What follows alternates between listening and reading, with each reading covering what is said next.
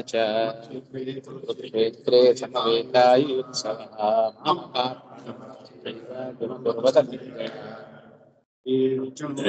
श्रीभगवानुवाच मया सक्तमनार्थयोगजन्मदाश्रयः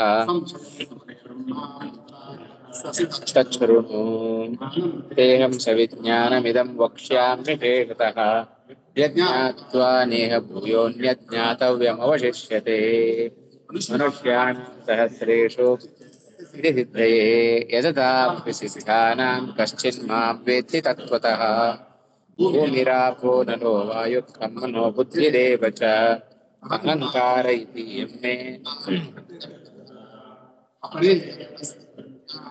प्रकृतिं विद्धि मे परां जीवभूतां महाबाहो ययेदं धार्यते जगत्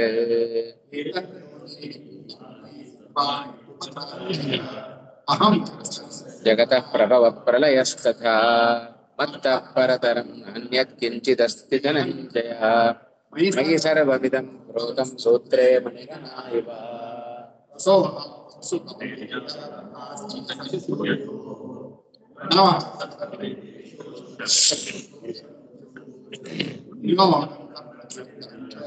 तेजश्चास्मि विभावसौ जीवः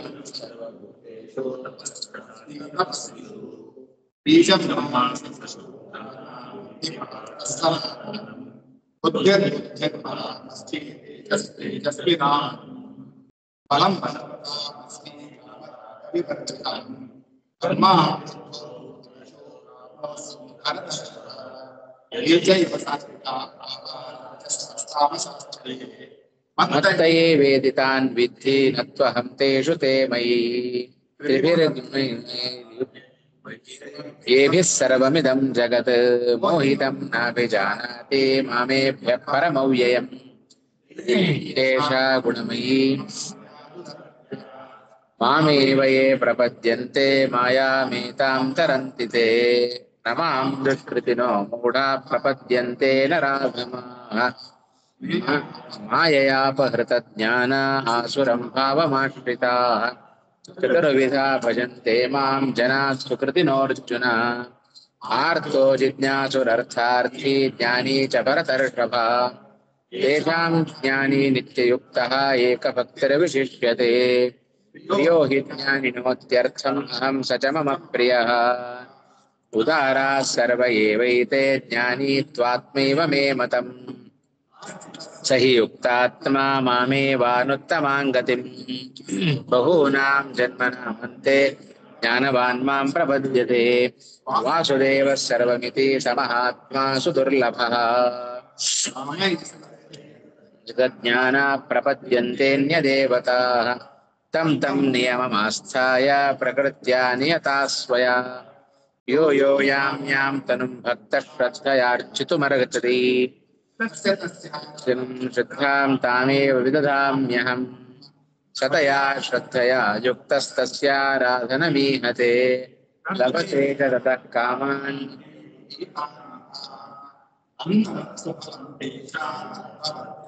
एतसां देवान् देवयजो मद्भक्ता यान्ति मामपि अव्यक्तं व्यक्तिमापन्नं मन्यन्ते मामबुद्धयः परं भावमजानन्तो ममाव्ययमनुत्तमम् नाहं प्रकाशः सर्वस्य योगासमावृतः मूढोऽयं नाभिजानाति लोको मामजमव्ययम् समतीतानि वर्तमानानि चार्जुन भविष्याणि च भूतानि मां तु वेद कश्चन इच्छाद्वेषसमुत्थेन द्वन्द्वमोहेन भारत सर्गे यान्ति परन्तप येषां त्वन्तगतं पापं जनानां पुण्यकर्मणां ते द्वन्द्वमोहविनिर्मुक्तं मां दृढव्रताः जरामरणमोक्षाय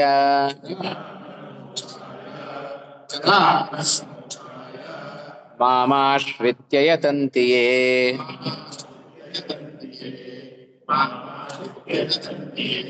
ते ब्रह्म तद्विदुः कृत्स्नम्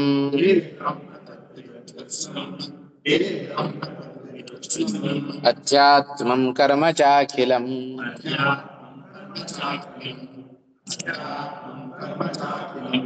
ಜರಾ ಮರಣ ಮೋಕ್ಷಾಯ ಮಾಮಾಶ್ರಿತ್ಯ ಯತಂತಿ ಯೇ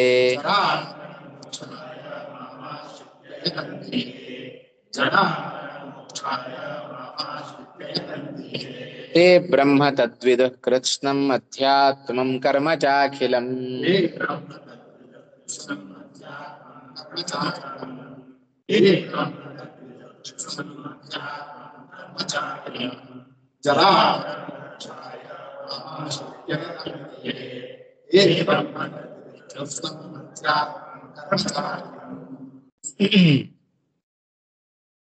ಜರಾ ಮರಣ ಮೋಕ್ಷಾಯ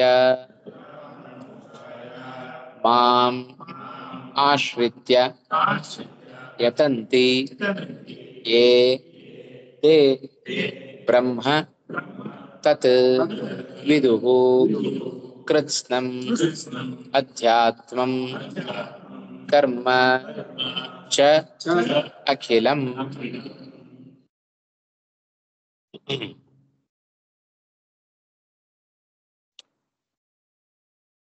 ಹಿಂದಿನ ಶ್ಲೋಕದಲ್ಲಿ ಅರ್ಜುನನನ್ನ ಕುರಿತು ಕೃಷ್ಣ ಪರಮಾತ್ಮ ಹೇಳ್ತಾ ಇದ್ದಾನೆ, ಎಲ್ಲ ಜೀವರು ಕೂಡ ಮೋಹಕ್ಕೆ ಒಳಗಾಗಿ ಬಿಟ್ರೆ ಮುಕ್ತಿ ಮಾರ್ಗವೇ ಇಲ್ಲದಂತಾಗಿ ಬಿಡುತ್ತಲ್ಲ ಕೃಷ್ಣ, ಏನ್ ಮಾಡೋದು ಅಂತ ಪ್ರಶ್ನೆ ಮಾಡಿದ್ರೆ, ಅದಕ್ಕೆ ಎಲ್ಲರಿಗೂ ಹಾಗಾಗಲ್ಲಪ್ಪ. ಮೋಹಕ್ಕೆ ಒಳಗಾಗದೇ ಇರತಕ್ಕಂತಹ ಎಲ್ಲ ಪಾಪಗಳನ್ನ ನಾಶ ಮಾಡಿಕೊಂಡ ಕೆಲವು ಜೀವರಾಶಿಗಳು ಇದ್ದಾರೆ, ಅಂಥವರಿಗೆಲ್ಲ ಮೋಕ್ಷ ಸಿಕ್ಕೇ ಸಿಗತ್ತೆ ಅಂತ ಹಿಂದಿನ ಶ್ಲೋಕದಲ್ಲಿ ಅದನ್ನ ತಿಳ್ಕೊಂಡಿದ್ದೇವೆ. ಯೇಷಾಂತು ಅಂತಗತಂ ಪಾಪಂ ಪುಣ್ಯಕರ್ಮಣಾಂ ಜನಾನಾಂ ಯೇಷಾಂ ಜನಾನಾಂ ಪಾಪಂ ಅಂತಗತಂ. ಅಂತಗತಂ ನಾಮ ನಷ್ಟಂ. ನಷ್ಟಂ, ಯಾರ ಪಾಪಗಳೆಲ್ಲವೂ ಕೂಡ ನಾಶ ಆಗಿದೆಯೋ ತೇ ದ್ವಂದ್ವ ಮೋಹ ನಿರ್ಮುಕ್ತಾ.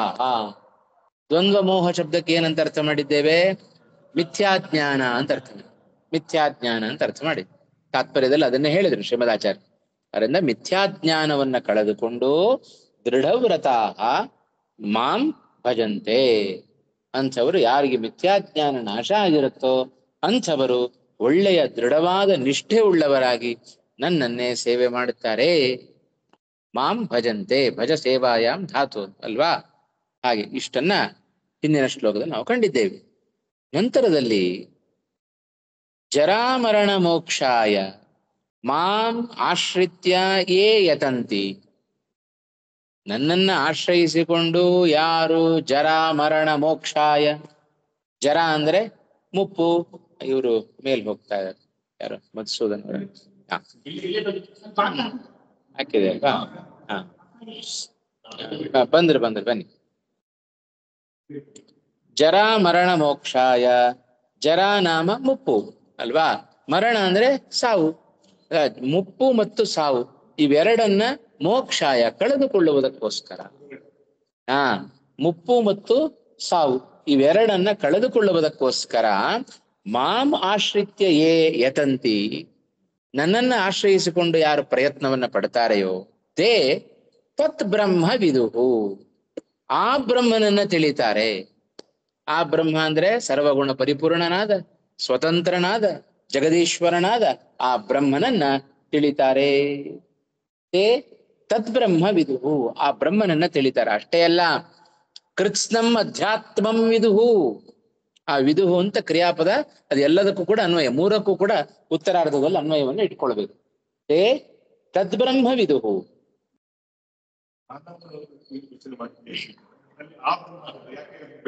ಯಾಕೆ ಅಂದ್ರೆ ಆ ಬ್ರಹ್ಮ ಈ ಕೃಷ್ಣ ಇಬ್ರು ಬೇರೆ ಬೇರೆ ಅಲ್ಲ, ಇಬ್ರು ಒಂದೇ ಅನ್ನೋದೊಂದು ಸೂಚನೆ ಮಾಡ್ಲಿಕ್ಕೋಸ್ಕರ ಕೃಷ್ಣ ಹಾಗೆ ಮಿಥ್ಯಾಜ್ಞಾನವನ್ನು ಕಳೆದುಕೊಂಡು ನೀನು ಮಾಂ ಆಶ್ರಿತ್ಯ, ನನ್ನನ್ನ ಆಶ್ರಯಿಸಿಕೊಂಡು ಯಾರು ಸೇವೆಯನ್ನು ಮಾಡ್ತಾರೆಯೋ ಅಂಥವರು ಆ ಬ್ರಹ್ಮನನ್ನ ತಿಳಿತಾರೆ ಅಂತ ಹೇಳಿದ್ರೆ, ಆ ಬ್ರಹ್ಮ ನಾನು ಬೇರೆ ಬೇರೆ ಅಲ್ಲ ಅನ್ನೋದನ್ನ ಸೂಕ್ಷ್ಮ ರೀತಿಯಲ್ಲಿ ಕೃಷ್ಣ ತಾನು ತಿಳಿಸಿಕೊಟ್ಟಿದ್ದಾನೆ. ಆಯ್ತಾ? ಹಾಗೆ ಕೃತ್ಸ್ನಂ ಅಧ್ಯಾತ್ಮಂ, ಕೃತ್ಸ್ನಂ ನಾಮ ಸಮಸ್ತಂ ಸರ್ವಂ ಅಧ್ಯಾತ್ಮಂ. ಪರಮಾತ್ಮ ವಿಷಯಕ ಜ್ಞಾನಂ, ಜೊತೆಗೆ ಅಖಿಲಂ ಕರ್ಮ, ಎಲ್ಲ ವಿಧವಾದ ಕರ್ಮಗಳನ್ನು ತಿಳಿತಾನೆ. ಯಾವುದು ನಿವೃತ್ತ ಕರ್ಮ, ಯಾವುದು ಪ್ರವೃತ್ತ ಕರ್ಮ, ಯಾವುದು ಸ್ವಾರ್ಥ ಕರ್ಮ, ಯಾವುದು ನಿವೃತ್ತ ಕರ್ಮ, ಯಾವುದು ಕರ್ಮಗಳಲ್ಲಿ ಏನೇನು ನಾವು ಅನೇಕ ವಿಧಗಳನ್ನು ಕಾಣುತ್ತೇವೆ, ಎಲ್ಲ ವಿಧವಾದ ಕರ್ಮಗಳನ್ನು ತಿಳಿತಾನೆ, ಎಲ್ಲ ವಿಧವಾದ ಜ್ಞಾನವನ್ನು ಪಡೆದುಕೊಳ್ಳುತ್ತಾನೆ, ಜೊತೆಗೆ ನನ್ನನ್ನು ಕೂಡ ತಿಳಿತಾನೆ. ವಿದುಹು ಕೆ ತೇ ತೇ ಕೆ, ಯಾರಪ್ಪ ಅವರು? ಜರಾಮರಣ ಮೋಕ್ಷಾಯ ಮಾಂ ಯೇ ಆಶ್ರಿತ್ಯ ಭಜಂತೆ ಯತಂತಿ ತೇ. ಈ ಮುಪ್ಪು ಮತ್ತು ಸಾವು ಇವೆರಡನ್ನ ಕಳ್ಕೊಳ್ಬೇಕು ಅನ್ನೋದಕ್ಕೋಸ್ಕರ ಯಾರು ನನ್ನನ್ನ ಆಶ್ರಯಿಸಿಕೊಂಡು ಪ್ರವೃತ್ತಿಯನ್ನ ಮಾಡುತ್ತಾರೆಯೋ ಅಂಥವರು ಆ ಬ್ರಹ್ಮನನ್ನ ತಿಳಿತಾರೆ, ಜ್ಞಾನವನ್ನು ಪಡೆದುಕೊಳ್ಳುತ್ತಾರೆ, ಎಲ್ಲ ಕರ್ಮಗಳನ್ನು ಕೂಡ ತಿಳಿತಾರೆ. ಇದು ಭಗವಂತನನ್ನ ಆಶ್ರಯಿಸಿಕೊಂಡರೆ ಅವರಿಗೆ ಆಗುವ ಲಾಭ. ಯಾಕೆ ಭಗವಂತನ ಸೇವೆಯನ್ನು ಮಾಡಬೇಕು? ಇಷ್ಟು ಲಾಭ ಇದೆ, ಅದಕ್ಕೋಸ್ಕರ ನಾವು ಭಗವಂತನ ಸೇವೆಯನ್ನು ಅವಶ್ಯವಾಗಿ ಮಾಡಲೇಬೇಕು. ಕೃತ್ಸ್ನಂ ಅದಕ್ಕೂ ಎಲ್ಲ ಅಂತರ್ಥ, ಅಖಿಲಂ ಅಂದ್ರೂ ಎಲ್ಲ ಅಂತರ್ಥ, ಆಯ್ತಾ? ಒಂದೊಂದು ಬೇರೆ ಬೇರೆದಕ್ಕೆ ವಿಶೇಷಣ. ಹಾ ಹೌದು, ಸತ್ಯ. ಅದು ಎಲ್ಲಾ ಕಡೆನೂ ಅದು ಅನ್ವಯಿಸುತ್ತೆ, ಲಕ್ಷ್ಮೀದೇವಿಗೂ ಅನ್ವಯಿಸುತ್ತೆ, ಪ್ರತಿಯೊಂದು ವಿಷಯಕ್ಕೂ ಅಷ್ಟು. ಪರಮಾತ್ಮನನ್ನ ಎಲ್ಲ ಗುಣಗಳನ್ನ ಲಕ್ಷ್ಮೀದೇವಿ ಕೂಡ ತಿಳಿಲಿಕ್ಕೆ ಸಾಧ್ಯ ಇಲ್ಲ ಅಂದ್ಮೇಲೆ ಕೆಳಗನವ್ರಿಗಂತೂ ಸಾಧ್ಯವೇ ಇಲ್ಲ.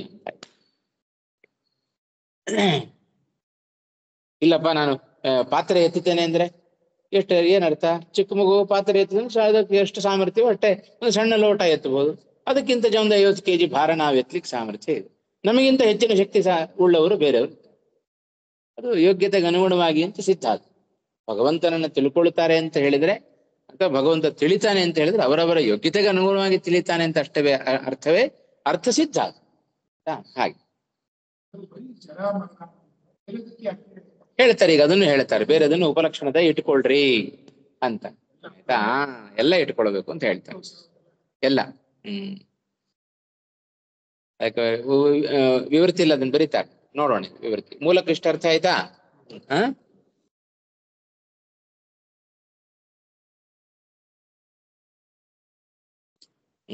ಜರಾಚ ಮರಣಂಚ ಸಮಾಸ ಮಾಡೋದು ಹೇಗೆ? ಅದಕ್ಕೆ ಜರಾಚ ಮರಣಂಚ,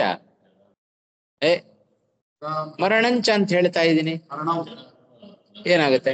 ಮರಣೆ ಅಂತ ಆಗುತ್ತೆ ಅಲ್ವಾ? ನಪುಂಸಕಲಿಂಗ ಏನಾಗುತ್ತೆ? ಜ್ಞಾನಂ ಜ್ಞಾನೇ ಜ್ಞಾನಾನಿ ಇದ್ದಾಗೆ ಜರಾಚ ಮರಣಂಚ ಜರಾಮರಣೆ. ಆಮೇಲೆ ಮುಂದೆ ಜರಾಮರಣಯೋಹೋ ಮೋಕ್ಷ, ಜರಾಮರಣ ಮೋಕ್ಷ ಏನಾಗಬೇಕು ಮುಂದೆ? ತಸ್ಮೈ, ತಸ್ಮೈ ಅಂತ ಆಗತ್ತೆ ಅಲ್ವಾ? ತೇನ ಆಗಲ್ಲ, ತಸ್ಮೈ ಅಂತ ಹೇಳ್ಬೇಕು. ತಸ್ಮೈ ಚತುರ್ಥಿ ಅಲ್ವಾ ಇದು? ತೃತೀಯ ಇದ್ರೆ ತೇನ ಅಂತ ಹೇಳ್ಬೇಕು ಅಲ್ವಾ? ಜರಾಮರಣ ತಸ್ಮೈ ಜರಾಮರಣ ಮೋಕ್ಷಾಯ, ತಸ್ಯೈ ಅಲ್ಲ, ತಸ್ಮೈ ಪುಲ್ಲಿಂಗ. ಮಾಂ ಆಶ್ರಿತ್ಯ, ಆಶ್ರಿತ್ಯ ಅನ್ನೋದು ಆಂಗ್ ಅಂತ ಉಪಸರ್ಗ ಇದೆ. ಯಾವ ಧಾತು ಬರುತ್ತೆ ನಿಮಗೆ? ಅಲ್ಲ, ಹೇಳಿ ವಾರುಣಿ ಅವರು. ಆಶ್ರಿತ್ಯ ಆಂಗ್ ಇತ್ಯುಪಸರ್ಗ ಪೂರ್ವಕ ಶೃಂಗ್ ಸೇವಾಯಾಮ್, ಶೃಂಗ್ ಸೇವಾಯಾಮ್ ಲೆಪ್ ಪ್ರತ್ಯಯಂತವಾದ ಅವ್ಯಯ. ಹಾಗೆ ಯತಂತಿ ಹೇಳಿ. ಯತಿ ಪ್ರಯತ್ನ ಧಾತು. ಹೌದು ಹೌದು ಹೌದು ಹೌದು. ಲಟ್ ಲಕಾರ ಪ್ರಥಮ ಪುರುಷ ಬಹುವಚನ ರೂಪ. ಯತಂತಿ ಅನ್ನೋದು ಯತಿ ಪ್ರಯತ್ನೆ, ಅದರ ಲಟ್ಲಕಾರದ ಪ್ರಥಮ ಪುರುಷ ಏಕವಚನದಲ್ಲಿ ಯತಂತಿ ಅಂತ ರೂಪ ಆಗತ್ತೆ. ಹಾಗೆ ಯತತಿ ಯತತಃ ಯತಂತಿ ಭವತಿ ಇತಿವತ್. ಯತಿ ಪ್ರಯತ್ನೆ, ಯತಿ ಪ್ರಯತ್ನೆ. ಹಾಗೆ ತೇ ಬ್ರಹ್ಮ ವಿದುಹು ಅಲ್ವಾ? ವಿದುಹು ಬಂದಿದೆ ಹಿಂದೆ. ವಿದಜ್ಞಾನ ಯಾವ ಲಕಾರ ಹೇಳ್ಬೋದಾ? ಲಟ್ ಲಕಾರ ಅಲ್ವಾ? ವೇದ ವಿದತುಹು ವಿದುಹು, ಹಿಂದೆ ವೇದ ಅಂತ ಬಂದಿತ್ತು. ಯಾವಾಗ? ಎಷ್ಟನೇ ಶ್ಲೋಕದಲ್ಲಿ ಅದು?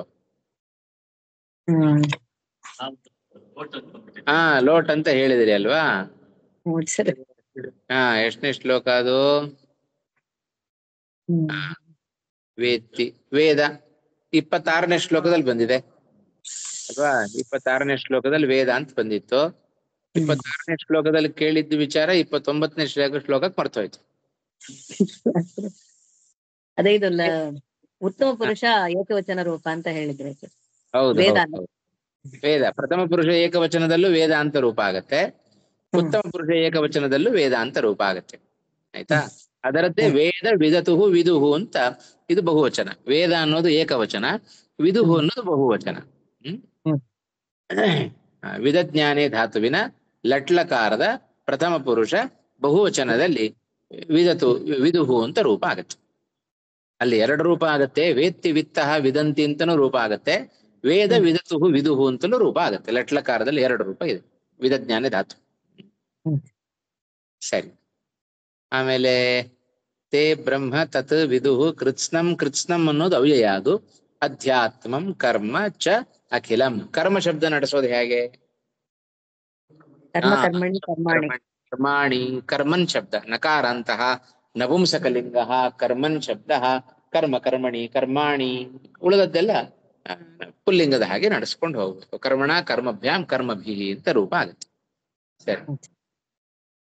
ಜ್ಞಾನ ಶಬ್ದದ ತರ ತೃತೀಯದಿಂದ ಎಲ್ಲಾ ನಪುಂಸಕಲಿಂಗ ಶಬ್ದಗಳು ಕೂಡ ತೃತೀಯ ವಿಭಕ್ತಿಯಿಂದ ಪುಲ್ಲಿಂಗದಂತೆ ಆಗಿಬಿಡ್ತವೆ. ಹಾಗೆ ಅಖಿಲಂ ಅನ್ನೋದು ಕೂಡ, ಅಖಿಲಂ ಅನ್ನೋ ಶಬ್ದ ಅದರ ಕರ್ಮ ಶಬ್ದಕ್ಕೆ ವಿಶೇಷಣ ಆದ್ದರಿಂದ ಅಖಿಲಂ ಅಖಿಲೆ ಅಖಿಲಾನಿ ಅಂತ ನಡೆಸಬೇಕು. ಅಖಿಲಂ ಅಂದ್ರೆ ಸರ್ವಂ ಅಂತ ಅರ್ಥ.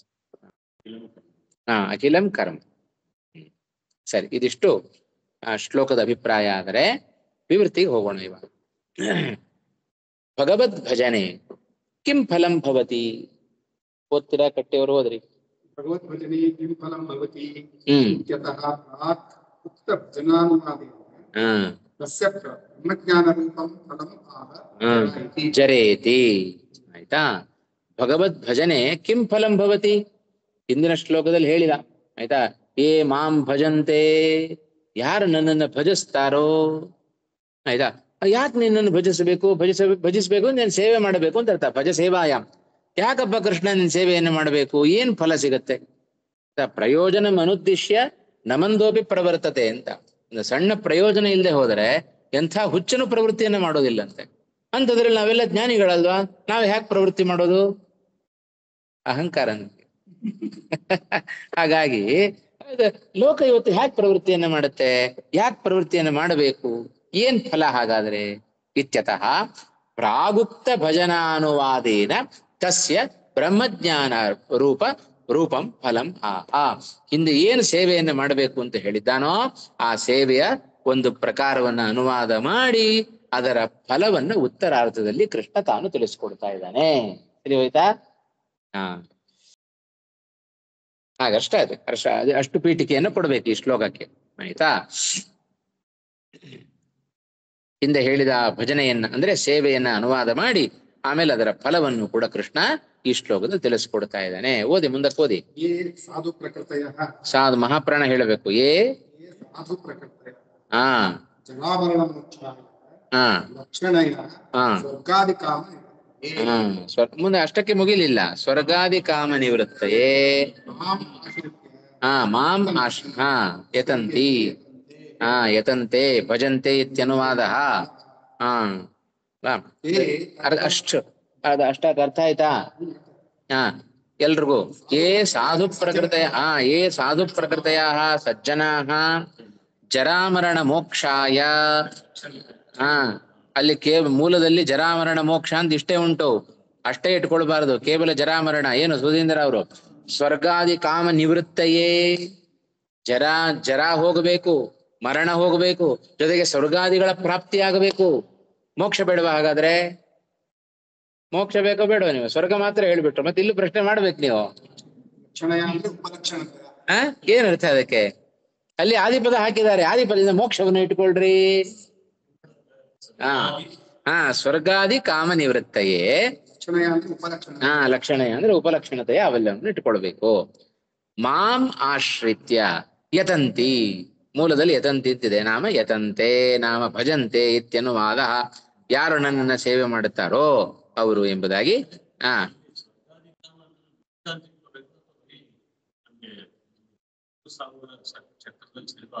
ಅಲ್ಲ, ಸ್ವರ್ಗಾದಿ ಕಾಮ ನಿವೃತ್ತಯೇ ಅಂದ್ರೆ ಐಚ್ಛಿಕ ಕರ್ಮಗಳನ್ನು ಇಟ್ಕೊಂಡ್ಬಿಡಿ ಅಷ್ಟೇ ಅಲ್ವಾ. ಜರಾಮರಣ ಮೋಕ್ಷ, ಹಾ ಅಲ್ಲಿ ಅಲ್ಲಿ ಮೋಕ್ಷ ಅಂತ ಹೇಳಿದ್ರೆ ಮೋಕ್ಷ ಅಂತ ಇಟ್ಕೊಳ್ಬಾರ್ದು, ಮತ್ತೆ ಜರಾ ಮರಣ ಮೋಕ್ಷ, ಮೋಕ್ಷ ಅಂದ್ರೆ ಅವುಗಳ ನಿವೃತ್ತಿ ಅಂತ ಅರ್ಥ ಆಯ್ತಾ. ಮೋಕ್ಷಕ್ಕೂ ಬೇಡ ಅಂತ ಇಟ್ಕೊಳ್ಬಾರ್ದು ಮತ್ತೆ ಆಯ್ತಾ. ಜರಾಮರಣ ಮೋಕ್ಷಾಯ ಲಕ್ಷಣಯ ಸ್ವರ್ಗಾದಿ ಕಾಮ ಅದಕ್ಕೆ ಬರೆದದ್ದು ಅರ್ಥ ಅಲ್ಲಿ, ಸ್ವರ್ಗಾದಿ ಕಾಮ ನಿವೃತ್ತಯೇ ಆಯ್ತಾ. ಮಾಂ ಆಶ್ರಿತ್ಯ ಯತಂತಿ, ಅದರ ಅಭಿಪ್ರಾಯ ಏನು, ಯತಂತೆ ಭಜಂತೆ ಇತ್ಯನುವಾದ. ತೇ ತದ್ಬ್ರಹ್ಮ ವಿದುಹು, ಕೃತ್ಸ್ನಂ ಅಧ್ಯಾತ್ಮಂ ವಿದುಹು ನಾಮ ಜಾನಂತಿ. ವಿದುಹು ಅಂದ್ರೆ ಜಾನಂತಿ ಅಂತ ಅರ್ಥ, ತಿಳಿತಾರೆ ಅಂತ ಅರ್ಥ.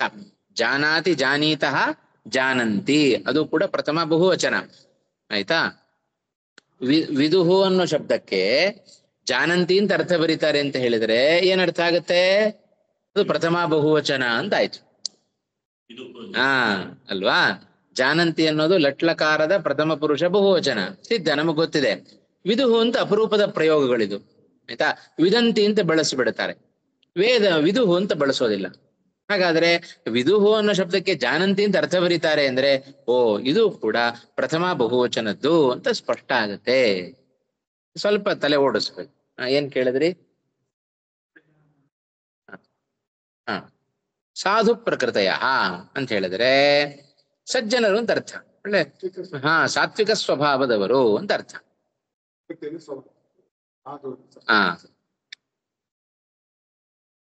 ಸಾಧು ಪ್ರಕೃತಯ ಸತ್ ಸ್ವಭಾವ, ಹೌದು ಆಯ್ತಾ.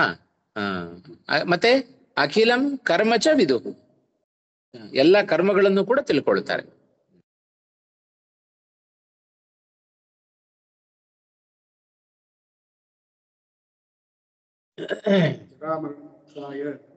ಒಂದ್ ನಿಮಿಷ, ಇಲ್ಲೇನಾದ್ರು ವಿಶೇಷ ಇದೆಯಾ ನೋಡ್ತೇನೆ. ಮುಕ್ಷೋಸ್ತು ವರೋಹಿ ಏಕಾಂತ ಭಕ್ತಿ ಭಾಗ.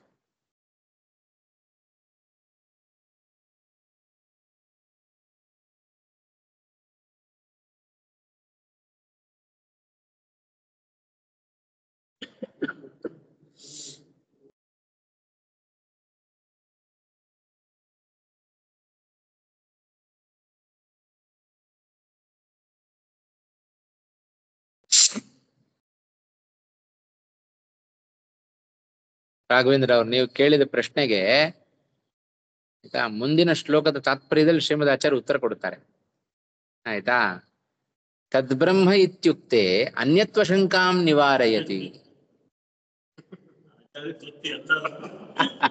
ಅದಕ್ಕೆ ಅವ್ರನ್ನ ಸರ್ವಜ್ಞರು ಅಂತ ಕರೆಯೋದು ಅಲ್ವಾ.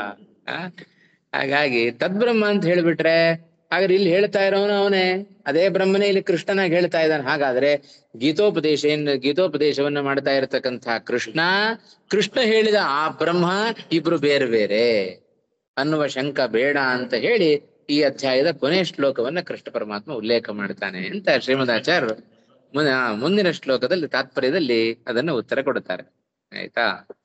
ಈ ಶ್ಲೋಕದಲ್ಲಿ ವಿಶೇಷ ಇಲ್ಲ. ಓದಿ ಮುಂದಿನ ಕಟ್ಟಿಯವರು. ಜರಾಮರಣ ಮೋಕ್ಷಾಯ ಇತ್ಯೇತತ್ ಮೋಕ್ಷಶಕ್ತಿ ಕ್ರಿಯಾಶಕ್ತಿತಃ ಪ್ರಶಸ್ತಿ ಮೋಕ್ಷಾಸಕ್ತಿ ಸ್ತುತ್ಯರ್ಥಂ ಅಲ್ಲಿ ನಿಲ್ಸ್ಕೊಳ್ಬೇಕು. ಒಂದು ವಾಕ್ಯ ಆದ ಕೂಡ ಅದಕ್ಕೆ ಅರ್ಥ ಆಯ್ತಾ? ಅದೇ ಹೇಳ್ಬೇಕು. ಜರಾಮರಣ ಮೋಕ್ಷಾಯ ಇತ್ಯೇತತ್ ಮೋಕ್ಷಶಕ್ತಿ ಅನ್ಯಾಸಕ್ತಿತಃ ಪ್ರಶಸ್ತ. ಈಗ ನೀವು ಓದೋದ್ರಲ್ಲಿ ಇನ್ನೂ ಅಸ್ಪಷ್ಟತೆ ಇದೆ ಅಂತ ಗೊತ್ತಾಗುತ್ತೆ ಆಯ್ತಾ, ಇನ್ನೂ ಸ್ಪಷ್ಟ ಆಗ್ಬೇಕು. ಜರಾಮರಣ ಮೋಕ್ಷಾಯ ಇತ್ಯೇತತ್, ಮೂಲದಲ್ಲಿ ಏನು ಜರಾಮರಣ ಮೋಕ್ಷಾಯ ಅಂತೇನು ಕೃಷ್ಣ ಹೇಳಿದ್ದಾನಲ್ಲ, ಇತ್ಯೇತತ್ ಮೋಕ್ಷಶಕ್ತಿ ಅನ್ಯಾಸಕ್ತಿತಃ ಪ್ರಶಸ್ತ.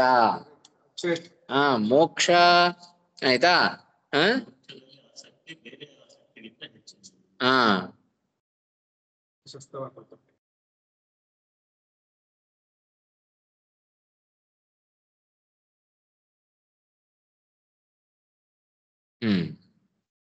ಸರಿ. ಮೋಕ್ಷಶಕ್ತಿ ಅನ್ಯಾಸಕ್ತಿತ ಪ್ರಶಸ್ತ. ಆಯ್ತಾ? ಮೋಕ್ಷದಲ್ಲಿ ಅವರೇನು ಅಪೇಕ್ಷೆಯನ್ನು ಪಡ್ತಾರೆ, ಆಯ್ತಾ, ಈ ಮೋಕ್ಷದಲ್ಲಿರುವ ಬಯಕೆ ಉಳಿದ ಬಯಕೆಗಳಿಗಿಂತ ಅತ್ಯಂತ ಪ್ರಶಸ್ತವಾದದ್ದು. ಆಯ್ತಾ?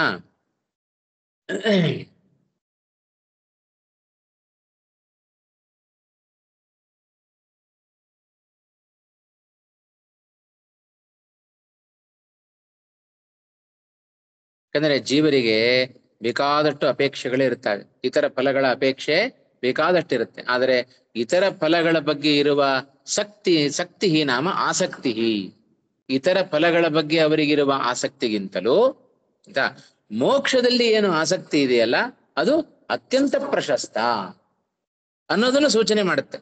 ಆಯ್ತಾ? ಜರಾ ಮರಣ ಮೋಕ್ಷಾಯ ಅನ್ನುವ ಪದ. ಆಯ್ತಾ? ಜರಾ ಮರಣ, ಜರಾ ನಾಮ ವೃದ್ಧಾಪ್ಯ, ಆಯ್ತಾ, ಮರಣ, ಇವುಗಳಿಂದ ಬಿಡುಗಡೆ ಆಗಬೇಕು. ಆಯ್ತಾ?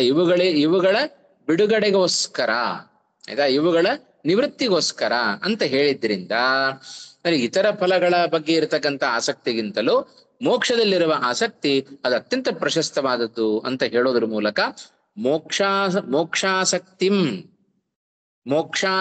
ಸ್ತುತ್ಯರ್ಥಂವಾ. ಆಯ್ತಾ? ಮೋಕ್ಷದ ಆಸಕ್ತಿಯನ್ನ ಅದು ಸ್ತುತ್ಯರ್ಥಂ, ಅದನ್ನು ಸ್ತೋತ್ರ ಮಾಡುವುದಕ್ಕೋಸ್ಕರ. ಅಂದ್ರೆ ಏನು?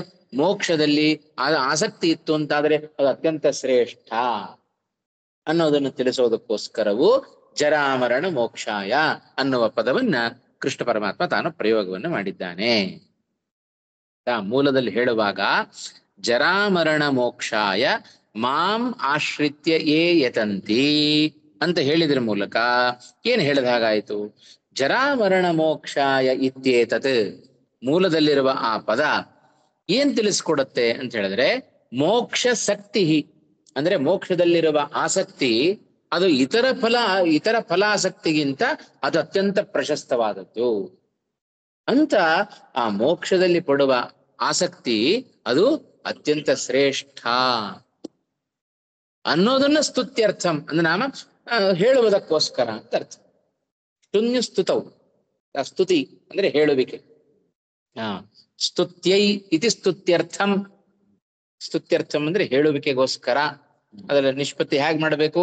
ಸ್ತುತ್ಯೈ ಇತಿ ಸ್ತುತ್ಯರ್ಥಂ. ಸ್ತುತಿಸುವುದಕ್ಕೋಸ್ಕರ ಅಂದ್ರೆ ಹೇಳುವುದಕ್ಕೋಸ್ಕರ. ಅಂದ್ರೆ ಇತರ ಫಲಾಪೇಕ್ಷೆಗಿಂತ ಮೋಕ್ಷ ಫಲಾಪೇಕ್ಷೆ ಅದು ಅತ್ಯಂತ ಶ್ರೇಷ್ಠ ಅನ್ನೋದನ್ನ ಆ ಪದ ತಿಳಿಸ್ತಾ ಇದೆ.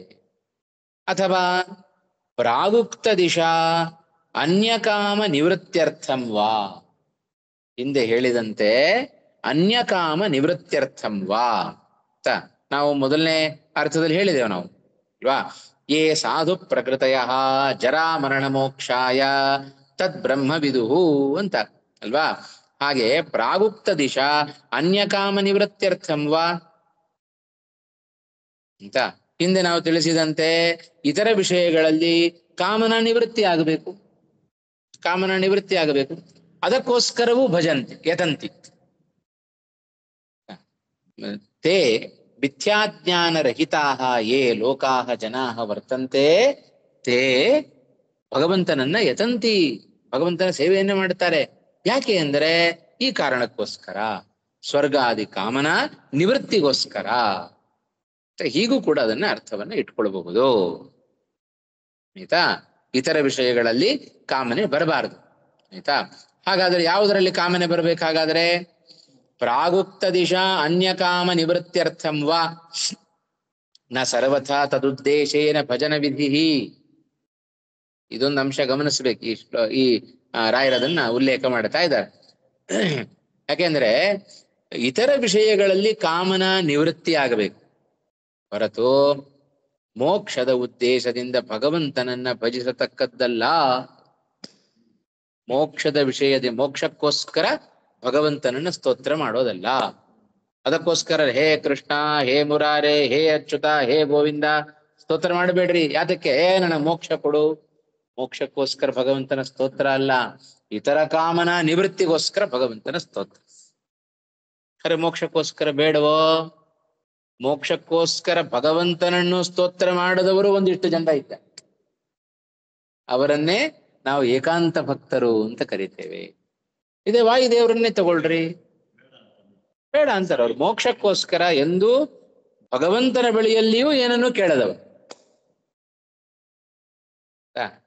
ದಾಸರೆಲ್ಲ ಹೇಳಿದರು, ಬೇಡಿದರೆ ಎನ್ನ ಒಡೆಯನ ಬೇಡುವೆ ಅಂತನ್ರಿ ಅಂತ. ಏಕಾಂತ ಭಕ್ತರು ಅದನ್ನೂ ದಾಟಿ ಬಿಡುತ್ತ. ನನಗೆ ಇಂಥದ್ದು ಕೊಡು ಅಂತ ನಾನು ಯಾಕೆ ಕೇಳ್ಬೇಕು, ಅವನಿಗೆ ಗೊತ್ತಿಲ್ಲೇನೋ, ನಾನು ಯಾಕೆ ಕೇಳಲಿಕ್ಕೆ ಹೋಗ್ಲಿ? ನನಗೆ ಏನ್ ಕೊಡಬೇಕೋ ಕಾಲ ಕಾಲಕ್ಕೆ ಅದನ್ನು ಅವನು ಕೊಟ್ಟೇ ಕೊಡ್ತಾನೆ. ಸ್ವಾರ್ಥಕ್ಕೋಸ್ಕರ ಭಗವಂತನ ಬಳಿಯಲ್ಲಿಯೂ ಏನನ್ನು ಕೇಳದ ವ್ಯಕ್ತಿಗಳಿದ್ದಾರಲ್ಲ, ಅಂಥವರನ್ನು ಏಕಾಂತ ಭಕ್ತರು ಅಂತ ಕರೀತಾರೆ. ಏನನ್ನು ಕೇಳಲ್ಲ, ಬರೀ ವಿಷ್ಣು ಪ್ರೇರಣೆಯ ವಿಷ್ಣು ಪ್ರೀತ್ಯರ್ಥಂ ತಮ್ಮ ಪಾಲಿನ ಕರ್ತವ್ಯವನ್ನು ಮಾಡಿಕೊಂಡು ಹೋಗ್ತಾರೆ. ಆಗ ನಾವು ಮಾಡ್ತೇವಾ? ಇಲ್ಲ. ಪ್ರತಿಯೊಂದರ ಹಿಂದೆಯೂ ಕೂಡ ನಮ್ಮಲ್ಲಿ ಸ್ವಾರ್ಥ ಉಂಟು, ಆಯ್ತಾ? ಆ ಸ್ವಾರ್ಥವು ಮೋಕ್ಷಕ್ಕೆ ಪ್ರತಿಬಂಧಕವಲ್ಲದ ಸ್ವಾರ್ಥವು ಅದು ಸಖ್ಯ, ಸ್ವಲ್ಪ ಕೆಟಗರಿ ಕೆಳಗೆ ಬರ್ತೇವೆ ಅಷ್ಟೆ, ಆಯ್ತಾ? ಹಾಗೆ ಆದ್ದರಿಂದ ಈ ಅಂಶವನ್ನ ರಾಯರಲ್ಲಿ ಸ್ಪಷ್ಟಪಡಿಸ್ತಾ ಇದ್ದಾರೆ. ಸರ್ವಥಾ ತದುದ್ದೇಶೇನ ಭಜನ ವಿಧಿ ನ, ಕೇವಲ ಮೋಕ್ಷಕ್ಕೋಸ್ಕರ ಸ್ವಾಮಿ ನಾನೇನು ಸ್ತೋತ್ರ ಮಾಡ್ತೇನೆ, ಮಾಡಿದರೆ ತಪ್ಪಲ್ಲ. ಅದನ್ನು ಮೀರಿ ಇದ್ದಾರೆ ಕೆಲವರು, ಇವರಿಗಿಂತಲೂ ಶ್ರೇಷ್ಠ, ಮೋಕ್ಷವನ್ನು ಬಯಸುವವರಿಗಿಂತಲೂ ಮೋಕ್ಷಾಪೇಕ್ಷೆಯಿಂದಲೂ ಭಗವಂತನನ್ನ ಭಜಿಸಿದವರು ಇನ್ನೂ ಶ್ರೇಷ್ಠರು ಅಂತ ಅರ್ಥ. ಏಕಾಂತ ಭಕ್ತಾನಾಂ ಮೋಕ್ಷಾಪೇಕ್ಷಾ ಅಭಾವಾತ್ ಸ್ಪಷ್ಟಪಡಿಸ್ಬಿಟ್ರು. ಏಕಾಂತಾನಾಂ ನ ಕಸ್ಯಚಿದ್ ಅರ್ಥೇ ನಾರಾಯಣೋ ದೇವ, ಇದು ಏಕಾಂತ ಭಕ್ತರ ಲಕ್ಷಣ. ಇದು ಭಗವಂತನ ಬಳಿಯಲ್ಲಿಯೂ ಕೂಡ ಅವರು ಏನನ್ನು ಕೇಳೋದಿಲ್ಲ, ಮೋಕ್ಷವನ್ನು ಕೊಡುವಂತಲೂ ಭಗವಂತನ ಬಳಿಯಲ್ಲೂ ಕೇಳೋದಿಲ್ಲ ಇಂಥ ಭಕ್ತರು. ಮಾಮೇವ ಯೇ ಪ್ರಪದ್ಯಂತೆ ಮಾಯಾಂ ಏತಾಂ ತರಂತಿತೆ ಇತಿ ಭಗವದ್ಭಜನ ಫಲಸ್ಯೋಕ್ತಾವಪಿ ಇಹ ತದುಕ್ತಿ ಭಗವದ್ಭಜನಮೇವ ಜ್ಞಾನದ್ವಾರ ಮಾಯಾತರಣೋಪಾಯ ನ ಅನ್ಯಃ ಇತಿ ಜ್ಞಾಪನಾಯ. ಅಲ್ವಾ? ಇನ್ನು ನಮಗೆ ಪ್ರಶ್ನೆ ಬರುತ್ತೆ ಸಹಜವಾಗಿ. ಇದೇ ಅಂಶವನ್ನ ಹಿಂದಿನ ಶ್ಲೋಕದಲ್ಲಿ ಹೇಳ್ಬಿಟ್ಟಿದ್ದಾನೆ. ಮಾಮೇವಯೇ ಪ್ರಪದ್ಯಂತೆ ಮಾಯಾಮೇತಾಂ ತರಂತಿತೆ. ಅದರ ಉತ್ತರಾರ್ಧ ಏನು? ಏನದರ ಉತ್ತರಾರ್ಧ ಶ್ಲೋಕ ಪುಸ್ತಕದಲ್ಲಿ? ಎಷ್ಟನೇ ಶ್ಲೋಕ ಅದು?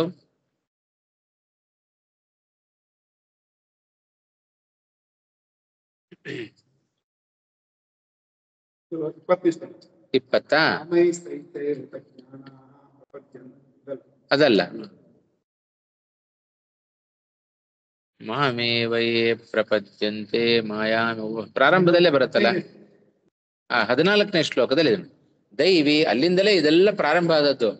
14ನೇ ಶ್ಲೋಕದಲ್ಲಿ ಇದನ್ನು ದೈವಿ ಕೇಶ ಗುಣಮಯೀ ಮಮ ಮಾಯಾ ದುರತ್ಯಯ ಮಾಮೇವಯೇ ಪ್ರಪದ್ಯಂತೆ ಮಾಯಾಮೇತಾಂ ತರಂತಿತೆ ಅಲ್ವಾ?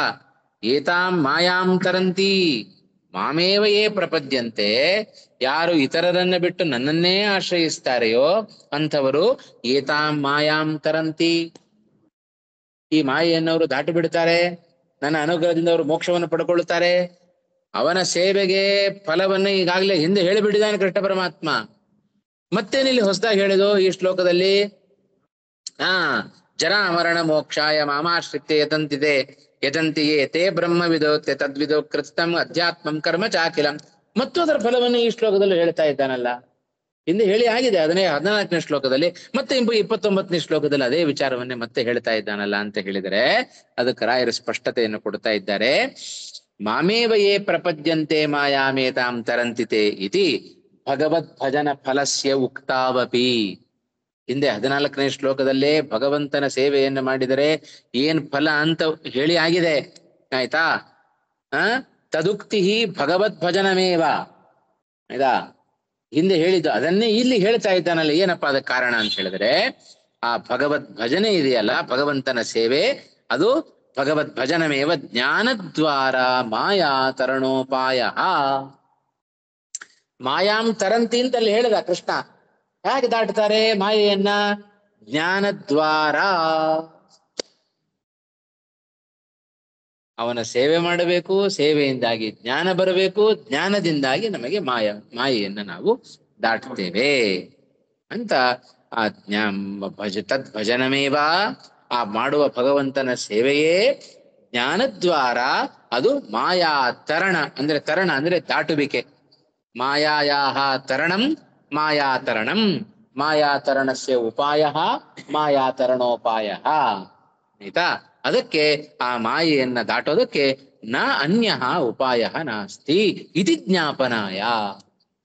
ಇದನ್ನ ತಿಳಿಸೋದಕ್ಕೋಸ್ಕರ ಹಿಂದೆ ಅದನ್ನ ಹೇಳಿದರೂ ಕೂಡ ಈ ಕೊನೆಯಲ್ಲಿ, ಈ ಅಧ್ಯಾಯದ ಕೊನೆಯಲ್ಲಿ ಮತ್ತೊಮ್ಮೆ ಅದನ್ನ ಹೇಳಿದ್ದರ ಉದ್ದೇಶ ಏನೋ, ಆ ಭಗವಂತನ ಸೇವೆ ಜ್ಞಾನದ್ವಾರ ನಮಗೆ ಮಾಯಾತರಣಕ್ಕೆ ಉಪಾಯ ಆಗತ್ತೆ ಅನ್ನೋದನ್ನ ಇಲ್ಲಿ ಕೃಷ್ಣ ಪರಮಾತ್ಮ ತಾನದನ್ನು ತಿಳಿಸ್ಕೊಡ್ತಾ ಇದ್ದಾನೆ.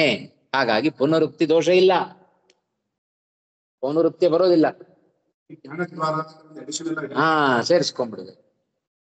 ವಿಶೇಷವನ್ನು ಹೇಳೋದಕ್ಕೋಸ್ಕರ ಮತ್ತೆ ಮತ್ತೆ ಹೇಳಿದ್ರೆ ಅದು ಶಾಸ್ತ್ರದಲ್ಲಿ ದೋಷ ಅಲ್ಲ. ಪುನರುಕ್ತಿ ಅದ ದಾರ್ಢ್ಯಕ್ಕೋಸ್ಕರವೂ ಹೇಳ್ತಾರೆ, ದೋಷ ಇಲ್ಲ. ಅದಕ್ಕೂ ದೋಷ ಇಲ್ಲ. ಅಥವಾ ಇನ್ನೊಂದು ವಿಶೇಷಾರ್ಥವನ್ನು ವಿಶೇಷಾರ್ಥ ಜ್ಞಾಪನೆಗೋಸ್ಕರವೂ ಹೇಳ್ತಾರೆ, ಅದು ದೋಷ ಅಲ್ಲ. ಆದರಾರ್ಥವಾಗಿ ಹೇಳ್ತಾರೆ, ಅದು ದೋಷ ಅಲ್ಲ. ಹಾಗಾಗಿ ಪುನರುಕ್ತಿ ಹೇಳಿದ್ದನ್ನೇ ಮತ್ತೆ ಮತ್ತೆ ವಿನಾಕಾರಣ ಹೇಳಿದರೆ ದೋಷ ಆಗುತ್ತೆ. ಇನ್ನು ವಿಶೇಷಾರ್ಥವನ್ನು ತಿಳಿಸ್ಕೊಡಬೇಕು, ಹಿಂದೆ ಸ್ವಲ್ಪ ಹೇಳಿದ್ದಾರೆ, ಈಗಿನ ವಿಶೇಷವಾಗಿ ಇನ್ನೊಂದು ಸ್ವಲ್ಪ ಹೇಳ್ತಾ ಇದೆ. ಆದ್ರಿಂದ ಮತ್ತೊಮ್ಮೆ ಹೇಳಿದ್ರೆ ಅದೇನು ದೋಷ ಆಗುವುದಿಲ್ಲ, ಪುನರುಕ್ತಿ ದೋಷ ಅಲ್ಲ. ಸರಿನಾ? ಜ್ಞಾನದ್ವಾರ ಮಾಯಾತರಣೋಪಾಯ ನ ಅನ್ಯ, ಇದಕ್ಕಿಂತ ಬೇರೆ ಉಪಾಯ ಇಲ್ಲ ಅನ್ನೋ ಇತಿ ಜ್ಞಾಪನಾಯ. ಇದನ್ನು ತಿಳಿಸೋದಕ್ಕೋಸ್ಕರ ಕೃಷ್ಣ ಈ ಅಧ್ಯಾಯದಲ್ಲಿ ಮತ್ತೊಮ್ಮೆ ಅದನ್ನ ಉಲ್ಲೇಖ ಮಾಡಿದ. ಸರಿ ಹೋಯ್ತಾ? ಎಲ್ಲ ಅರ್ಥ ಆಯ್ತಾ ಈ ಶ್ಲೋಕಕ್ಕೆ?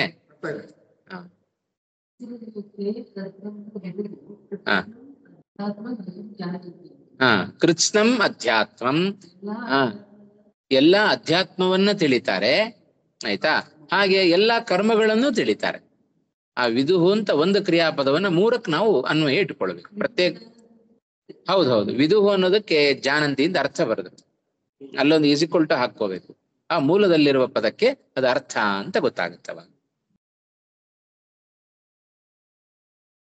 ಮುಂದಕ್ಕೆ ಹೋಗೋಣವಾ?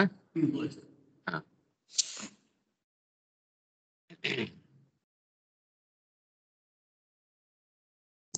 ಆಚಾರ್ಯ ಇಲ್ಲಿ ಜ್ಞಾಪನಾಯ ಅನ್ನೋದನ್ನು ಜ್ಞಾ ಅವಬೋಧನೆ ಧಾತುನೇನ ಆಚಾರ್ಯ? ಹೌದು. ಲಿಟ್ ಪ್ರತ್ಯಯ ಅಂತವಾದ ಶಬ್ದ ಅದು ಜ್ಞಾಪನಂ. ಸರಿ ಸರಿ. ಜ್ಞಾಪನಂ ಜ್ಞಾಪನಾಯ, ಜ್ಞಾಪನಂ ಜ್ಞಾಪನೆ ಜ್ಞಾಪನಾನಿ, ಅದರ ಚತುರ್ಥಿ ವಿಭಕ್ತಿ ಏಕವಚನ ಜ್ಞಾಪನಾಯ ಅಂತ ರೂಪ ಆಗತ್ತೆ. ಸರಿ, ಮುಂದಕ್ಕೆ ಹೋಗೋಣವಾ ಆನ್ಲೈನ್ ಅಲ್ಲಿ ಇರೋರಿಗೆಲ್ಲ? ಹಾ ಸರಿ. ಕೊನೆಯ ಶ್ಲೋಕ, ಈ ಅಧ್ಯಾಯದ ಕೊನೆಯ ಶ್ಲೋಕ. ಸಾಧಿಭೂತಾಧಿದೈವಂ ಮಾಂ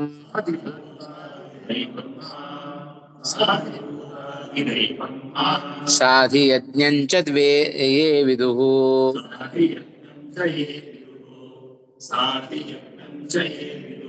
ಪ್ರಯಾಣಕಾಲೇಪಿ ಚ ಮಾಂ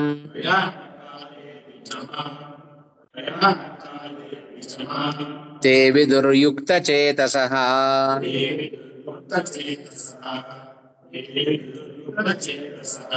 ಸಾಧಿಭೂತಾಧಿದೈವಂ ಮಾಂ ಸಾಧಿಯಜ್ಞಂಚ ಯೇ ವಿದುಃ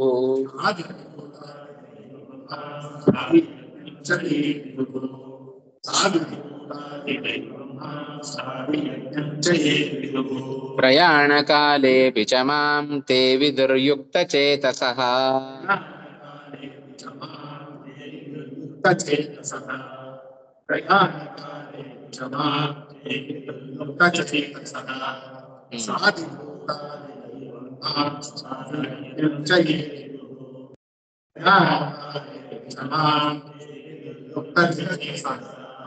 ಸಾಧಿಭೂತಾಧಿದೈವಂ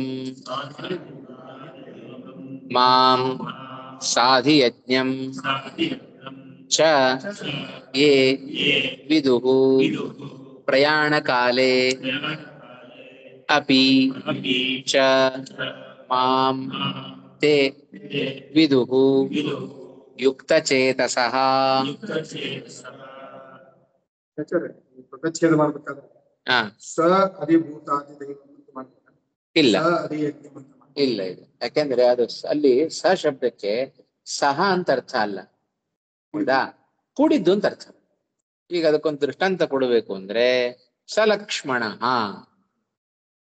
ಅಂತ ಹೇಳಿ ಅಲ್ಲೇನರ್ಥ? ಲಕ್ಷ್ಮಣೇನ ಸಹಿತ ಸ ಲಕ್ಷ್ಮಣ. ಒಂದೇ ಶಬ್ದ ಅಲ್ಲಿ, ಇಲ್ಲೂ ಹಾಗೆ ಆಯ್ತಾ. ಸಾಧಿಭೂತಂ ಸಾಧಿದೈವ ಒಟ್ಟಿಗೆ ಹೇಳಬೇಕು, ಬಿಡಿಸಿ ಹೇಳಬಾರ್ದು. ಬಿಡಿಸಿ ಹೇಳಲಿ ಸಹ ಅಂತ ಅರ್ಥ ಆಗುತ್ತೆ, ಆ ಅರ್ಥ ಅಲ್ಲ ಇದು. ಹಾ ಸರಿ, ಮೊದಲು ಸಾಮಾನ್ಯವಾಗಿ ಅರ್ಥ ನೋಡಿ, ಆಮೇಲೆ ವಿಶೇಷ ಅರ್ಥ ನೋಡ್ತಾ ಹೋಗೋಣ. ಕೃಷ್ಣ ಕೊನೆಯಲ್ಲಿ ಹೇಳ್ತಾ ಇದ್ದಾನೆ, ಸಾಧಿಭೂತಾಧಿದೈವಂ ಸಾಧಿಭೂತ ಸ ಅಧಿದೈವಂ. ಸಾಧಿದೈವಂ ಸಾಧಿಭೂತಂ ಆಯ್ತಾ. ಅಧಿಭೂತ ಅಧಿದೈವ ಅಧಿಯಜ್ಞ ಮೂರು ಶಬ್ದ ಹಾಕಿದ ಆಯ್ತಾ. ಎಲ್ಲ ಸಾಧಿಭೂತಂ ಅಧಿಭೂತ ಅಧಿದೈವ ಮತ್ತು ಅಧಿಯಜ್ಞ ಆಯ್ತಾ. ಇವುಗಳಿಂದ ಸಹಿತನಾದ ಅಧಿಭೂತೇನ ಅಧಿಭೂತಂಚ ತತ್ ಅಧಿದೈವಂಚ ಆಯ್ತಾ. ಅಧಿಭೂತಾದಿದೈವಂ ಅಧಿಭೂತಾದಿದೈವೇನ ಸಹಿತ ಸಾಧಿಭೂತಾದಿದೈವ ತಂ, ಹೀಗೆ ಸಮಾಸ ಮಾಡಬೇಕು ಆಯ್ತಾ.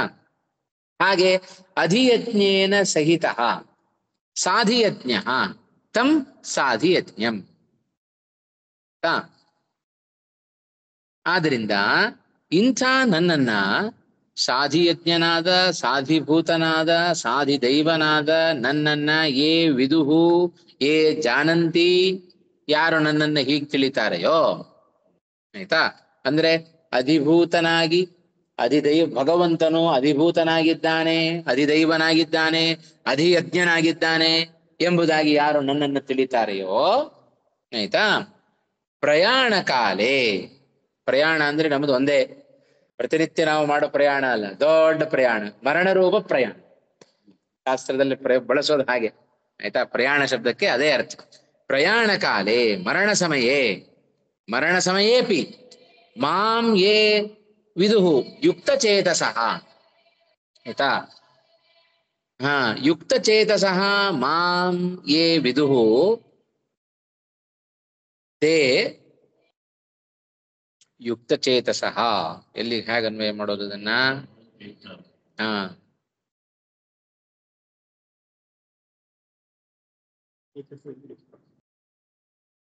ಹಾಗೆ ಅಪಿಚ ಪ್ರಯಾಣ ಕಾಲೇ ಮಾಂ ವಿದುಹು ತೇ ಯುಕ್ತ ಚೇತಸಃ ಬಭೂವು ಅಂತ ಅರ್ಥ ಆಯ್ತಾ. ಯಾರು ಹೀಗೆ ನನ್ನನ್ನ ಮರಣ ಸಮಯದಲ್ಲಿಯೂ ಕೂಡ ಚಿಂತನೆ ಮಾಡ್ತಾರೆಯೋ ಅವರು ಸಮಾಧಿಯುಕ್ತ ಮನಸ್ಸುಳ್ಳವರಾಗುತ್ತಾರೆ. ಮರಣ ಕಾಲದಲ್ಲಿಯೂ ಕೂಡ ನಮಗೆ ಯಾವ ವಿಧವಾದ ಚಿಂತನೆಗಳು ಬರೋದಿಲ್ಲ, ಲೋಕದ ಚಿಂತನೆಗಳು ಬರೋದಿಲ್ಲ. ಸಮಾಧಿಯುಕ್ತವಾದ ಮನಸ್ಸುಳ್ಳವರು ಅವರಾಗ್ತಾರೆ. ಯುಕ್ತ ತೇಜಸ್ಸಃ ಅನ್ನೋ ಶಬ್ದಕ್ಕೆ ಹಾಗರ್ಥ ಆಯ್ತಾ. ಮರಣ ಕಾಲದಲ್ಲಿಯೂ ಕೂಡ ಅಧಿಭೂತನಾಗಿ ಅಧಿದೈವನಾಗಿ ಜೊತೆಗೆ ಯಜ್ಞನಾಗಿ ಯಾರು ಭಗವಂತನ ಚಿಂತನೆಯನ್ನು ಮಾಡುತ್ತಾರೆಯೋ ಅಂಥವರು ಯುಕ್ತ ಚೇತಸ್ಕರಾಗ್ತಾರೆ. ಅಂದ್ರೆ ಏನರ್ಥ? ಅವ್ರಿಗೆ ಹೇಳಿ, ಯಾರು ಇಲ್ಲ, ಯಾರದು? ಆದ್ದರಿಂದ ಅವರು ಅಧಿಭೂತರಾಗ್ತಾರೆ ಅಂತ ಅರ್ಥ.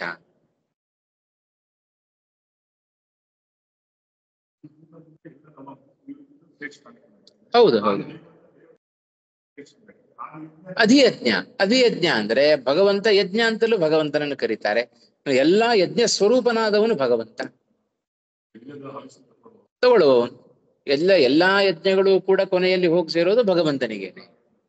ಅವನು ಅಧಿಯಜ್ಞನಾಗಿದ್ದಾನೆ. ಯಜ್ಞನಾಮಕ ಭಗವಂತನೂ ಇದ್ದಾನಲ್ಲ, ಯಜ್ಞಾವತಾರವೂ ಉಂಟು ಭಗವಂತನದ್ದು. ಅಧಿದೈವ ಹೇಳ್ತಾರೆ, ಎಲ್ಲ ಬಿಡಿಸ್ತಾರೆ ನೋಡಿ, ನೋಡೋಣ ಒಂದೊಂದೇ ಅರ್ಥ ನೋಡ್ತಾ ಹೋಗೋಣ ಇವಾಗ. ಪ್ರಯಾಣ ಕಾಲೇಪಿ ಚ ಮಾಂ ಯೇ ವಿದುಹು ತೇ ಯುಕ್ತ ಚೇತಸಃ, ಅವರು ಸಮಾಧಿ ಮನಸ್ಕಾಹ ಭವಂತಿ. ಸಮಾಧಿ ಮನಸ್ಕರು, ಅವರ ಮನಸ್ಸುಳ್ಳವರು ಅವರಾಗ್ತಾರೆ. ಅಂದ್ರೆ ಏನು?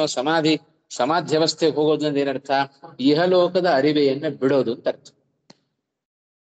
ಸಮಾಧ್ಯವಸ್ಥೆಯಲ್ಲಿ ಇರೋರು ಏನು, ನೀವು ಯಾರು ಏನು ಮಾಡಿದ್ರು ಅವ್ರಿಗೇನು ಆಗೋದು, ಅದೇ ಸಮಾಧ್ಯವಸ್ಥೆ ಅಂತ ಕರೀತಾರೆ. ನಿರ್ವಿಕಾರವಾಗಿ ಭಗವಂತನ ಧ್ಯಾನವನ್ನು ಅವರು ಮಾಡ್ತಾ ಇರುತ್ತಾರೆ. ಸರಿನಾ? ನೋಡಿ ಒಂದೊಂದೇ ಮೂಲಕ ಅರ್ಥ ಆಯ್ತಾ ಇಷ್ಟು. ಹಾ, ಇಲ್ಲೂ ಕ್ರಿಯಾಪದ ವಿದುಹು ಅಂತ ಹಿಂದೆ ಬಂದದ್ದೇ ಒಂದೇ ಇದೆ. ಪ್ರಯಾಣಸ್ಯ ಕಾಲಃ ಪ್ರಯಾಣ ಕಾಲಃ ತಸ್ಮಿನ್ ಪ್ರಯಾಣ ಕಾಲೇ ಮಾಂ ತೇ ವಿದುಹು ಯುಕ್ತ ಚೇತಸಃ. ಅದಕ್ಕೆ ಹೇಗೆ ಸಮಾಸ ಮಾಡೋದು? ಯುಕ್ತಂ ಚೇತಃ ಯೇಷಾಂತೆ ಯುಕ್ತ ಚೇತಸಃ. ಶಬ್ದ ನಡೆಸೋದು ಹೇಗೆ? ಚೇತಸಃ ಅನ್ನೋದು ಯಾವ ವಿಭಕ್ತಿ ಹಾಗಾದ್ರೆ? ಅಲ್ಲ, ಹಾ, ಚೇತಾಹ ಚೇತಸೌ ಚೇತಸಃ ಪ್ರಥಮ ಬಹುವಚನ. ಆಯ್ತಾ? ಹಾಗೆ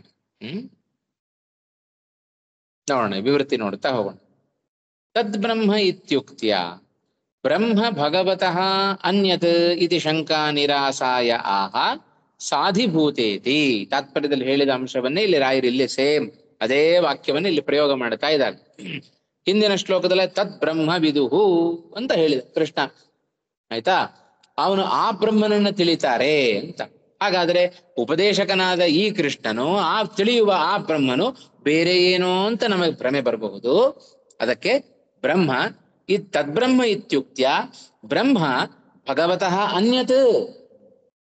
ಆ ತಿಳಿಯುವ ಬ್ರಹ್ಮ ಇದ್ದಾನಲ್ಲ, ಅವನು ಈ ಭಗವಂತನಿಗಿಂತ ಅನ್ಯನೇನೋ ಅನ್ನುವ ಶಂಕೆ ಬರುತ್ತೆ. ಆ ಶಂಕೆಯನ್ನು ನಿವಾರಣೆ ಮಾಡೋದಕ್ಕೋಸ್ಕರ ಕೃಷ್ಣ ಸಾಧಿಭೂತಂ ಅನ್ನುವ ಶ್ಲೋಕವನ್ನು ಹೇಳ್ತಾ ಇದ್ದಾನೆ. ಸಾಧಿಭೂತನಾದ, ಸಾಧಿದೈವನಾದ, ಸಾಧಿಯಜ್ಞನಾದ ನನ್ನನ್ನು ಯಾರು ತಿಳಿತಾರೆಯೋ ಪ್ರಯಾಣ ಕಾಲದಲ್ಲಿ ಅವರು ಸಮಾಧಿ ಮನಸ್ಕರಾಗ್ತಾರೆ.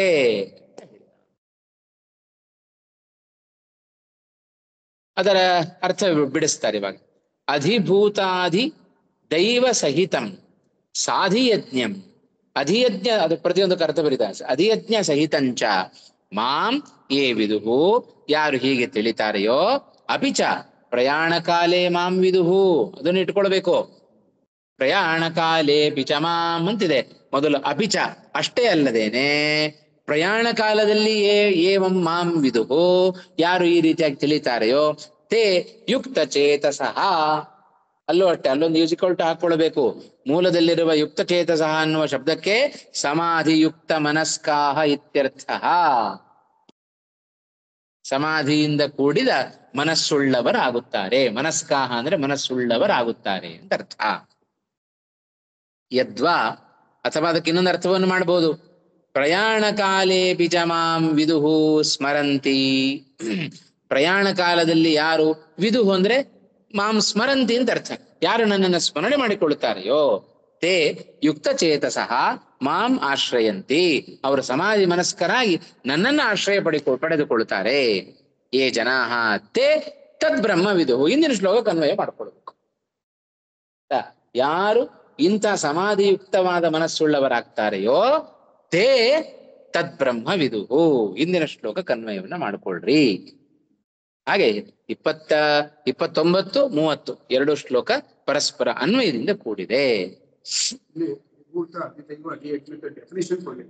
ಡೆಫಿನೇಷನ್ ಕೊಡ್ಲಿಲ್ಲ, ಅದನ್ನ ಇಲ್ಲಿ ತಾತ್ಪರ್ಯದಲ್ಲಿ ಕೊಡ್ತಾರೆ. ಪ್ರಾಯ ಭಾಷ್ಯದಲ್ಲಿದೆ ಅಂತ ಅನ್ಕೊಳ್ತೇನೆ.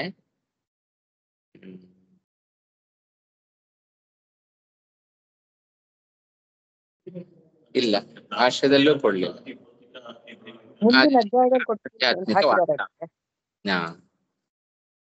ಮುಂದಿನ ಅಧ್ಯಾಯದಲ್ಲಿದೆ ಅಂತ ಕೊಟ್ಟಿದ್ದಾರೆ. ಅದೇ ಮುಂದಿನ ಅಧ್ಯಾಯದಲ್ಲಿ ಅದನ್ನ ಪೂರ್ತಿ ಹೇಳ್ತಾರೆ. ಅದೇ ಶುರು ಮಾಡೋದೇ ಹಾಗೆ. ಯಾಕಂದ್ರೆ ಮುಂದಿನ ಅಧ್ಯಾಯಕ್ಕೂ ಹಿಂದಿನ ಅಧ್ಯಾಯಕ್ಕೂ ಲಿಂಕ್ ಕೊಡ್ಬೇಕಲ್ಲ, ಅದಕ್ಕೋಸ್ಕರ ಕೃಷ್ಣ ಕೊನೆ ಶ್ಲೋಕದಲ್ಲಿ ಇದನ್ನು ಹೇಳಿ ಇದರ ಡೆಫಿನೇಷನ್ ಮುಂದಿನ ಅಧ್ಯಾಯದಲ್ಲಿ ಪೀಠಿಕೆ ರೂಪದಲ್ಲಿ ತಗೊಂಡಿದ್ದ. ಅದೆಷ್ಟು ಮುಂದಿನ ಅಧ್ಯಾಯದಲ್ಲಿ ಬರುತ್ತೆ. ಮುಂದಿನ ಅಧ್ಯಾಯದಲ್ಲಿ ಪೀಠಿಕೆ ಹಾಗೆ ನೋಡ್ರಿ, ಅಲ್ಲಿ ಹೇಳ್ತಾರೆ.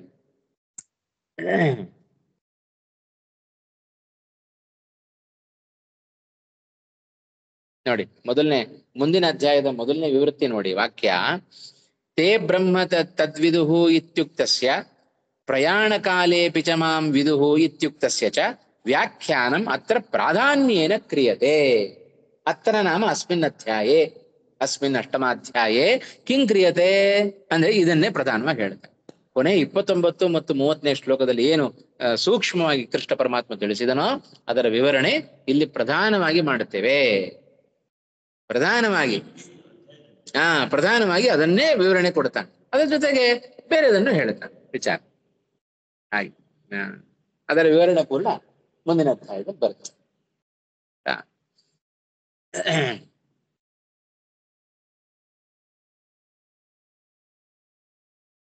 ಓಂ ತತ್ಸದಿತಿ ಶ್ರೀಮದ್ಭಗವದ್ಗೀತಾಸು ಬ್ರಹ್ಮ ವಿದ್ಯಾಯಾಂ ಯೋಗಶಾಸ್ತ್ರೇ ಶ್ರೀಕೃಷ್ಣಾರ್ಜುನ ಸಂವಾದೇ ಜ್ಞಾನ ವಿಜ್ಞಾನ ಯೋಗೋ ನಾಮ ಸಪ್ತಮೋಧ್ಯಾಯಃ. ರಾಘವೇಂದ್ರ ಗುರುವಂತರ್ಗತ ಭಾರತೀ ರಮಣ ಮುಖ್ಯ ಪ್ರಾಣಾಂತರ್ಗತ ಶ್ರೀರಾಮಚಂದ್ರ ಪ್ರಿಯತಾಂ ಸುಪ್ರೀತೋ ಭವತು. ಶ್ರೀಕೃಷ್ಣಾರ್ಪಣಮಸ್ತು. ಶ್ರೀ ಹರೈ ನಮಃ. ಶ್ರೀಮದ್ ಗೀತಾರ್ಥ ಸಂಗ್ರಹ ಅಂತ ಹೌದು, ಗೀತಾ ವಿವೃತ್ತಿಗೆ ಗೀತಾರ್ಥ ಸಂಗ್ರಹ ಅಂತ ಮತ್ತೊಂದು ಹೆಸರು. ಶ್ರೀಕೃಷ್ಣಾರ್ಪಣಮಸ್ತು. ಹೌದು, ಜ್ಞಾನವೇ ಈ ಅಧ್ಯಾಯದಲ್ಲಿ ಪ್ರಾರಂಭ